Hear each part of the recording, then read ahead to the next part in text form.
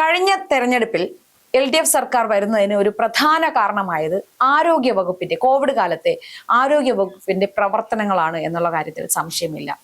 ഇപ്പോൾ PPE കിറ്റുമായി ബന്ധപ്പെട്ട് നിരവധി അഴിമതി ആരോപണങ്ങളെല്ലാം ഉണ്ടായിരുന്നു എങ്കിൽ പോലും KK ശൈലജ എന്ന ആരോഗ്യമന്ത്രി പ്രവർത്തനങ്ങൾ ജനങ്ങളെ ആകെ ഇംപ്രസ് ചെയ്യിച്ചിരുന്നു എന്ന് തന്നെ പറയാം. ആ ഒരു കാര്യം തന്നെയാണ് രണ്ടാം പിണറായി സർക്കാരിലേക്ക് നയിച്ചത്. അപ്പോൾ പലർക്കും രണ്ടാം LDF സർക്കാർ തുടർച്ചയായി വരുമ്പോൾ അതിൽ KK ശൈലജ ഒരു മുഖ്യ പങ്ക് വഹിക്കും, ചിലപ്പോൾ മുഖ്യമന്ത്രി വരെ ആയേക്കാം എന്നുള്ള നിഗമനങ്ങൾ ഉണ്ടായിരുന്നു. പക്ഷെ എല്ലാവരെയും ഞെട്ടിച്ചുകൊണ്ട് തന്നെ KK ശൈലജ മന്ത്രിസഭയിലേ ഇല്ലാതായിപ്പോയി. അപ്പോ മൊത്തത്തിൽ എല്ലാവരും അയ്യോ KK ശൈലജയെ ആക്കേണ്ടതല്ലേ എന്നുള്ളത്, മറ്റാരെക്കാളും ഏറ്റവും അധികം LDF ഭരണത്തിന് പിന്തുണയായത് KK ശൈലജയുടെ പ്രവർത്തനങ്ങളാണ് എന്ന രീതിയിൽ. പക്ഷെ കുറ്റം പറയരുതല്ലോ, ആരോഗ്യമന്ത്രി ആയിരുന്നപ്പോൾ തിരുവനന്തപുരം ജനറൽ ഹോസ്പിറ്റലിലെല്ലാം മിന്നൽ പരിശോധന നടത്തുമായിരുന്നു, ക്ലീനിങ്ങും അതുമായി ബന്ധപ്പെട്ടെല്ലാം. അത് എനിക്ക് വളരെയധികം ഇഷ്ടപ്പെട്ടൊരു സംഭവമായിരുന്നു. അതായത് സർക്കാർ ആശുപത്രികളിൽ ഒരു മന്ത്രിയുടെ മിന്നൽ പരിശോധന, അത് PR വർക്ക് എന്നതിലുപരി അവിടെ ഒരു അലേർട്ട്നെസ്, അതായത് മരുന്നുകൾ ലഭ്യമാക്കുന്നതിലും അതിലെല്ലാത്തിലും ഒരു പ്രത്യേക ഉണ്ടായിരുന്നു. അത് നമുക്ക് സമ്മതിക്കാതിരിക്കാൻ കഴിയില്ല. അപ്പോ ആൾക്കാരുടെ മനസ്സിൽ KK ശൈലജ അടുത്ത വരുന്ന മുഖ്യമന്ത്രി വരെ ആയേക്കാം എന്ന തരത്തിലുള്ള ഒരു ഇംപ്രഷൻ കൊടുത്തതിന് ശേഷം അത് പാടെ അവഗണിച്ചുകൊണ്ട് തന്നെയാണ് പിണറായി തന്നെ മുഖ്യമന്ത്രി ആയത്. ഇത് ആദ്യമായിട്ടല്ല. ഇതിനു മുൻപ് VS അച്യുതാനന്ദനെ ഫ്ലക്സുകളിലെല്ലാം VS അച്യുതാനന്ദന്റെ ചിത്രം വെച്ചിട്ട് വോട്ട് ഉയർത്തി കഴിഞ്ഞ വാക്കാൽ പറയില്ലെങ്കിൽ പോലും അങ്ങനെ ജനങ്ങൾക്ക് തോന്നുന്ന രീതിയിൽ പ്രചാരണം നടത്തുകയും തെരഞ്ഞെടുപ്പിൽ വിജയിച്ചു കഴിഞ്ഞപ്പോൾ VSനെ പാടെ അവഗണിച്ചുകൊണ്ട് പറ്റിച്ചുകൊണ്ടൊരു ഭരണപരിഷ്കാര കമ്മീഷൻ എന്ന ഒരു സ്ഥാനം കൊടുത്ത് അങ്ങ് ഒതുക്കിക്കളയുകയായിരുന്നു. അപ്പോ അത് മാത്രമല്ല, അങ്ങനെ പറയുമ്പോൾ പണ്ട് KR ഗൗരിയമ്മയെ മുഖ്യമന്ത്രി ഇതുപോലെ മുഖ്യമന്ത്രി ആണെന്ന് അവര് ഒഫീഷ്യലി പറയില്ലല്ലോ, മുഖ്യമന്ത്രി സ്ഥാനാർത്ഥിയാണെന്ന് പറയാതെ കേരളത്തിൽ ഒരു വനിതാ മുഖ്യമന്ത്രി ഉണ്ടാകുമെന്ന തലത്തിൽ ഒരു പ്രചരണം നടത്തുകയും പിന്നീട് വിജയിച്ചപ്പോ ഗൗരിയമ്മയെ ഒതുക്കുകയും ചെയ്തിട്ടുണ്ട്. അതുകൊണ്ട് ഈ ഇടതുമുന്നണിയെ സംബന്ധിച്ചിടത്തോളം ഇത് ആദ്യത്തെ പരിപാടി അല്ല. എന്നിട്ടും അവർക്ക് അറിയേണ്ടത് ഇപ്പുറത്ത് UDFൽ ആരാണ് മുഖ്യമന്ത്രി ആവാൻ നിൽക്കുന്നത് എന്ന് പറഞ്ഞ് കുത്തിത്തിരിപ്പ് ഉണ്ടാക്കാൻ വേണ്ടി പല മാധ്യമ പ്രവർത്തകരെയും അങ്ങോട്ടേക്ക് പറഞ്ഞു വിടുന്നുമുണ്ട്. അതവിടെ നിൽക്കട്ടെ. പക്ഷെ ഇപ്പൊ വീണ്ടും KK ശൈലജ ഇവർ ഉയർത്തിക്കാട്ടാൻ ശ്രമിക്കുകയാണ്. കാര്യം നമുക്കറിയാം, ഈ പറയുന്ന പോലെ മുതിർന്ന നേതാക്കൾ അല്ലെങ്കിൽ ഈ പറയുന്ന പോലെ സാധാരണ മാധ്യമങ്ങളോട് സംസാരിക്കാറുള്ളത്, ചേച്ചി ശ്രദ്ധിച്ചാൽ മതി, ഇതിനു മുൻപ് വരെ MV ഗോവിന്ദൻ സംസാരിക്കുമായിരുന്നു. എല്ലാ വിഷയങ്ങളിലൊന്നും ശൈലജ പ്രതികരിക്കാറില്ല. പക്ഷെ ഈ അടുത്തായി കുറച്ച് ദിവസങ്ങളായി എല്ലാ വിഷയങ്ങളിലും KK ശൈലജ പ്രതികരിക്കുന്നുണ്ട്. അത് എന്താണ്, ഇതെല്ലാം പ്ലാൻഡ് ആണല്ലോ. ഈ പറയുന്ന പോലെ PR വർക്കിന്റെ ഭാഗമായിട്ട് നടക്കുന്നതാണ് ഇതെല്ലാം എന്നാണ് ഞാൻ വിശ്വസിക്കുന്നത്. കാരണം ഈ പറയുന്ന പോലെ ഗൃഹസന്ദർശന പരിപാടിയുമായി പോയിട്ട് പാത്രം കഴുകുന്നത് ഉൾപ്പെടെയുള്ള കാര്യങ്ങൾ PR ഗിമ്മിക്കാണ്. അതിൽ വേറൊരു കാര്യമുണ്ട് സൗവർണിക, എന്റെ വ്യക്തിപരമായ ഒരു അഭിപ്രായമാണ്. ഇപ്പൊ അവനവൻ കഴിക്കുന്ന പാത്രം കഴുകുക എന്നുള്ളത് അതൊരു തെറ്റായ കാര്യമല്ല. അപ്പം പലരും പറയുന്നു MA ബേബി മുൻപും ആ പ്രവൃത്തി ചെയ്യുന്നതാണ്, അതിലൊരു അസാധാരണത്വമില്ല. പക്ഷെ ആ ദൃശ്യങ്ങളെ എങ്ങനെ ഇവർ ഉപയോഗിക്കുന്നു എന്നിടത്താണത്. ഇപ്പൊ ഞാൻ പറയാം, ഞാനായാലും എന്റെ മകനായാലും ഞങ്ങൾ എവിടെ പോയി ഭക്ഷണം കഴിച്ചാലും ഞങ്ങളുടെ പാത്രം ഞങ്ങൾ തന്നെ കഴുകാം. അപ്പൊ അതുകൊണ്ട് MA ബേബി ചെയ്തത് ഒരു തെറ്റായ ആൾക്കാരെ ഇംപ്രസ് ചെയ്യിക്കാൻ വേണ്ടി ചെയ്തു എന്നല്ല. എനിക്ക് അതിനോടൊരു വിയോജിപ്പുണ്ട്. ഇപ്പൊ ട്രോളുകൾ ഇറങ്ങുന്നുണ്ടല്ലോ, തുണി കഴുകി കൊടുക്കുന്നു, അതല്ല. പക്ഷേ MA ബേബി അത് സ്വാഭാവികമായും ആളുടെ ഒരു വ്യക്തിത്വത്തിന്റെ ഭാഗമായിട്ട് അത് ചെയ്യുന്നതാണ്. അപ്പോ ഇവിടെ ആൾക്കാർ പറയുന്നത് സ്ത്രീകളുടെ ഇതാണോ അത്, ആ വീട്ടിലെ ആണുങ്ങൾ കഴുകിക്കൂടെ? അല്ല, ഈ പാത്രം കഴുകുന്നതിനെ ഒന്നും ഞാൻ അല്ലെങ്കിൽ എതിർക്കുന്നില്ല, മോശമാണെന്നല്ല. കാര്യം ഞാനതിന് സപ്പോർട്ട് ചെയ്യുന്ന ആളാണ്. നമ്മൾ കഴിച്ച പാത്രം നമ്മൾ കഴുകുന്നത് തെറ്റില്ല.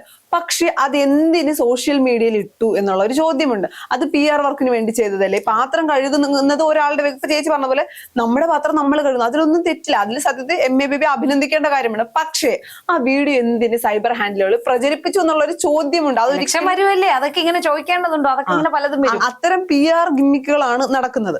ഇത്തരം PR ഗിമ്മിക്കുകൾ നമുക്കറിയാം. ഈ പറയുന്ന പോലെ ആരോഗ്യ വകുപ്പ് മന്ത്രി എന്ന നിലയിൽ KK ശൈലജ മികച്ച പ്രകടനം കാഴ്ചവെച്ചിട്ടുണ്ട്, ഒരു പരിധി വരെ അതൊക്കെ സമ്മതിക്കുന്നു. അതിനൊക്കെ അപ്പുറം ടീച്ചറമ്മ എന്ന തലത്തിലേക്ക് ശൈലജ ഉയർത്തിയത് PR ഗിമ്മിക്കുകളാണ്, അല്ലെ PR വർക്കുകളാണ്. അതിലൊന്നും യാതൊരു തർക്കമില്ല. ചേച്ചി പറഞ്ഞ പോലെ രണ്ടാം പിണറായി സർക്കാർ അധികാരത്തിൽ വരുമ്പോൾ എല്ലാവരും വിചാരിച്ചിരുന്ന ഒരു കാര്യമുണ്ട്, KK ശൈലജയെ മുഖ്യമന്ത്രി ആക്കുമെന്ന് ഒരു വിഭാഗം വിശ്വസിച്ചപ്പോഴും ഞാൻ അടക്കമുള്ളവർ വിശ്വസിച്ചത് മന്ത്രിസ്ഥാനം നൽകും. കാര്യം ഇത്തരത്തിലുള്ള ഇവരാണ് പറഞ്ഞത്, ഇവരുടെ ടീച്ചറമ്മ കേരള നമ്പർ 1, ആരോഗ്യ മേഖലയിൽ കേരളത്തെ നമ്പർ 1 ആക്കിയ ടീച്ചറമ്മയാണെന്ന്. ആ KK ശൈലജയെ രണ്ടാമതൊരു മുഖ്യമന്ത്രി ആക്കാതിരുന്നത് പോട്ടെ, ഒരു മന്ത്രി പോലും ആക്കിയിട്ടില്ല. ഒരു മന്ത്രിസ്ഥാനം പോലും നൽകാതെ അവരെ ഒതുക്കി കളയുകയാണ് ചെയ്തത്. പിന്നീട് വടകരയിൽ സ്ഥാനാർത്ഥിയായി ഇതിനു മുമ്പ് സംസാരിച്ചപ്പോൾ നമ്മൾ പറഞ്ഞതാണ്, ജയിച്ചാൽ MP എന്ന തലയിലേക്ക് അവർ ഒതുങ്ങും, പരാജയപ്പെട്ടാൽ അതും LDFന് അനുകൂലമാക്കാൻ വേണ്ടിയാണ്, അല്ലെങ്കിൽ ഇവർ വലിയ സംഭവമല്ല എന്ന തലത്തിലേക്ക് മാറ്റാൻ വേണ്ടിയിട്ടാണ് ചെയ്തത്.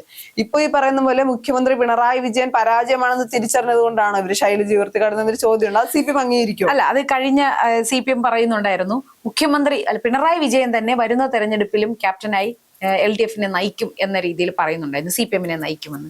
അപ്പോൾ പല ഭാഗത്തു നിന്നും അതിനോടൊരു ചേർച്ചയില്ലായ്മ അണികളിൽ പലയിടത്തും അതൊരു അസ്വാരസ്യം ഉളവാക്കുന്നതായിട്ട് അവർക്ക് തന്നെ ബോധ്യപ്പെട്ടിട്ടുണ്ടായിരിക്കും. അതുകൊണ്ട് തന്നെ പുതിയൊരു തെരഞ്ഞെടുപ്പ് തന്ത്രം എന്ന രീതിയിലാണ് വീണ്ടും KK ശൈലജയെ ഇപ്പോൾ ആക്കിയിരിക്കുന്നത് കാര്യങ്ങൾ പറയാൻ. ഇപ്പൊ കോൺഗ്രസിലെ പോലെയൊന്നും അല്ല CPMൽ എന്ന് പറഞ്ഞാൽ അവർ വെറുതെ ആർക്കും വഴിയെ പോകുന്നവർക്കെല്ലാം പറയാൻ പറ്റില്ല. പാർട്ടി തീരുമാനം അനുസരിച്ച് ഒരാൾക്ക് പ്രതികരിക്കാൻ കഴിയുള്ളൂ. സമൂഹ മാധ്യമങ്ങളിൽ പോലും പാർട്ടി അറിയാതെ ഒരാൾക്ക് അവരുടെ അഭിപ്രായം പറയാൻ കഴിയുകയില്ല. പക്ഷെ കോൺഗ്രസിൽ അങ്ങനെയല്ല, എല്ലാവർക്കും അവരവരുടെ അഭിപ്രായം എല്ലാവരും പറഞ്ഞു പോകും എന്നൊരു രീതിയാണ്. അപ്പോ KK ശൈലജ ഇപ്പോൾ വ്യക്തമായി ഓരോ വിഷയത്തിലും ഇടപെട്ട് പറയുന്നുണ്ട് എങ്കിൽ അത് കൃത്യമായ പാർട്ടി തന്ത്രവും പാർട്ടി നിർദ്ദേശത്തിന്റെ ഭാഗമായി തന്നെയായിരിക്കും. ഇപ്പൊ പറഞ്ഞത് എന്താണ്, ശബരിമല കൊള്ളയുമായി ബന്ധപ്പെട്ട് ഇപ്പോൾ ഒരു കാര്യം പറഞ്ഞിട്ടുണ്ട്. പോറ്റിയെ ആരാണ് അവിടെ ശബരിമല യഥാർത്ഥത്തിൽ കയറ്റിയത് എന്നാണ്. അപ്പോ അവർക്കല്ലേ അതിന്റെ ഉത്തരവ്. അപ്പൊ ഇവർക്ക് വ്യക്തമായിട്ട് അറിയാം ആരാണ് പോറ്റിയെ കയറ്റിയതെന്നും സ്പോൺസർ ആക്കിയതെന്നും ആരുടെ കാലത്താണ് സ്വർണം കട്ടതെന്നും വ്യക്തമായിട്ട് അറിയാം. അപ്പോ ഒരു കള്ളന്മാർക്ക് കുടപിടിക്കുന്ന ഒരു രീതിയിലൂടെ പതുക്കെ അവരെങ്ങും മുഖ്യധാരയിലേക്ക് കൊണ്ടുവരികയാണ്. അപ്പോൾ ഇതിലൂടെ അവർ ഉദ്ദേശിക്കുന്നത് ജനങ്ങൾക്ക് ഒരു ഇത് കൊടുക്കുക, ശൈലജ ആക്റ്റീവായി ഈ വരുന്ന തെരഞ്ഞെടുപ്പിൽ ഇനി ശൈലജയ്ക്ക് മുഖ്യമന്ത്രി സ്ഥാനമോ അല്ലെങ്കിൽ കൃത്യമായ സ്ഥാനമോ കൊടുക്കും, അപ്പോൾ ടീച്ചർ അമ്മയെ നമുക്ക് വീണ്ടും ടീച്ചർ അമ്മ നമ്മളെ വീണ്ടും നയിക്കാൻ വരുന്നു എന്നുള്ള ഒരു പ്രതീതി ഉണ്ടാക്കി കൊടുക്കുക. ഇപ്പൊ അണികൾക്ക് പിണറായിസത്തിനോട് എതിർപ്പുള്ള, പിണറായിയുടെ അപ്രമാദിത്വത്തിനോട് മാനസികമായി പൊരുത്തപ്പെടാൻ കഴിയാത്ത നിരവധി സഖാക്കന്മാരുണ്ട്. അപ്പൊ ആൾക്കാർ ചോദിക്കും, നീയൊക്കെയാണോ ഈ കമന്റുകാർ പറയും, നീയൊക്കെയാണോ ഇത് തീരുമാനിക്കുന്നതെന്ന്. നിങ്ങളുടെ സഹപ്രവർത്തകരായ CPMകാരോട് തന്നെ ചോദിച്ചു നോക്കൂ, നിങ്ങൾക്ക് അറിയാൻ കഴിയും. നമ്മൾ സ്വപ്നം കണ്ട് ഉറക്കത്തിൽ നിന്ന് എണീറ്റിരുന്ന് പറയുന്നതല്ല. ഒരുപാട് ആൾക്കാരോട് സംസാരിച്ചതിന്റെ ഭാഗമായിട്ട് നിരവധി CPMകാർക്ക് പോലും പിണറായിയുടെ ഈ രീതികളോടൊന്നും ഒരു തരത്തിലും യോജിക്കാൻ കഴിയാത്തവരുണ്ട്. അപ്പൊ വരുന്ന തെരഞ്ഞെടുപ്പിലും പിണറായി തന്നെ നയിക്കും എന്ന് പറയുമ്പോൾ മാനസികമായി അതിനോട് പൊരുത്തപ്പെടാൻ കഴിയാത്ത നിരവധി ആൾക്കാരുണ്ട്. അപ്പൊ അങ്ങനെ ഈ CPM മനസ്സുള്ള ആൾക്കാരിൽ തന്നെ ആ ഒരു ഇംപ്രഷൻ ഉണ്ടാക്കുക എന്നുള്ള ഒരു ഒറ്റ ലക്ഷ്യം മാത്രമേ ഇതിനുള്ളൂ. അല്ല, ഇനിയിപ്പോ മൂന്നാമത് ഇവർ അധികാരത്തിൽ വന്നെന്നിരിക്കട്ടെ, KK ശൈലജ മുഖ്യമന്ത്രിയാക്കുമെന്ന് ചേച്ചിക്ക് തോന്നുന്നുണ്ടോ? ഇല്ല, അവിടെ അവർക്ക് പോലും അതിൽ അങ്ങനെ ഒരു ധാരണയില്ലല്ലോ. പിന്നെ എങ്ങനെ ആരാ അത് ധരിക്കും? ഈ ചുമ്മാ ഇതൊക്കെ മറ്റൊരു കാര്യമുണ്ട്. ഇപ്പൊ KK ശൈലജയെ മുഖ്യമന്ത്രിയാക്കും എന്ന് പറഞ്ഞാൽ കുറെ വനിതാ വോട്ടുകൾ ഇവർക്ക് കിട്ടുമെന്നൊരു കാര്യമുണ്ട്. കാര്യം വനിതാ മുഖ്യമന്ത്രി വരുമ്പോൾ സ്ത്രീകൾക്ക് അങ്ങനെ ഒരു താല്പര്യം സ്വാഭാവികം തോന്നും. ഒരു മാറ്റം വരട്ടെ, എന്നും പുരുഷന്മാരല്ലേ, പുരുഷന്മാരിൽ ഒരു വ്യത്യാസം വരട്ടെ എന്ന് പറഞ്ഞ് കുറച്ച് വോട്ടുകൾ കൂടി അധികം പിടിക്കാമെന്ന ലക്ഷ്യം കൂടി ഇതിന്റെ പിന്നിലുണ്ട്. എന്തായാലും CPMന്റെ സ്ഥിരം പതിവ് പല്ലവി പോലെ VSനോടും ഗൗരി അമ്മയോടും സുശീല ഗോപാലനോടും എല്ലാം കാണിച്ചതുപോലെയുള്ള ആ ഒരു തന്ത്രം മാത്രമായിരിക്കും ഇവിടെ നടത്താൻ പോകുന്നത്.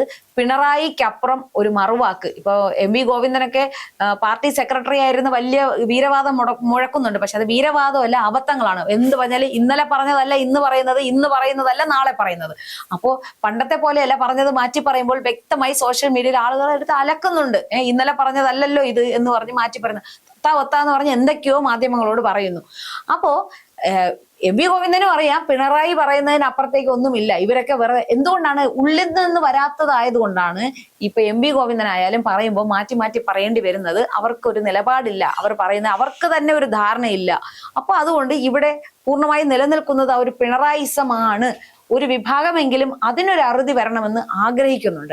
അതുകൊണ്ടാണ്, അത് മനസ്സിലാക്കിയത് കൊണ്ടാണ് ഇപ്പോൾ വീണ്ടും KK ശൈലജയെ ഈ പൊതു മധ്യത്തിലേക്ക് ഓരോ അഭിപ്രായ പ്രകടനവുമായി തള്ളിവിട്ടിരിക്കുന്നത്.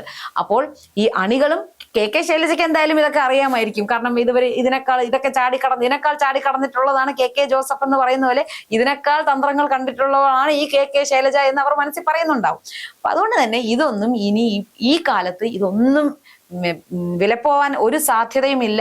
കോൺഗ്രസിനെതിരെ പലതരത്തിലുള്ള ആരോപണങ്ങൾ ഇവരുടെ PR വർക്കുകളിലൂടെ പലതും ചെയ്ത് ഇവർ കോൺഗ്രസിനെ അധിക്ഷേപിക്കാനും UDFന് അനുകൂലമായ ഒരു തരംഗം ഉണ്ടാവാതിരിക്കാനും ഉള്ള ശ്രമങ്ങൾ നടത്തുന്നുണ്ട്. ഇപ്പൊ സർവേ ഫലങ്ങളിൽ തന്നെ UDF അനുകൂലമാണ് കാര്യങ്ങൾ.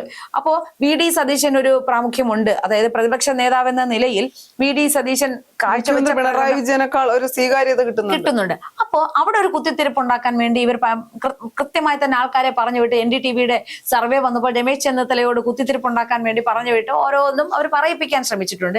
പക്ഷെ ഇതൊന്നും ഇവിടെ വിലപ്പോവില്ല. ഈ CPMന്റെ ഈ പഴയ തന്ത്രങ്ങളൊന്നും ഈ വരുന്ന തെരഞ്ഞെടുപ്പിൽ യാതൊരു ഇമ്പാക്റ്റും ഉണ്ടാക്കാൻ പോകുന്നില്ല എന്ന് മാത്രമേ പറയാനുള്ളൂ.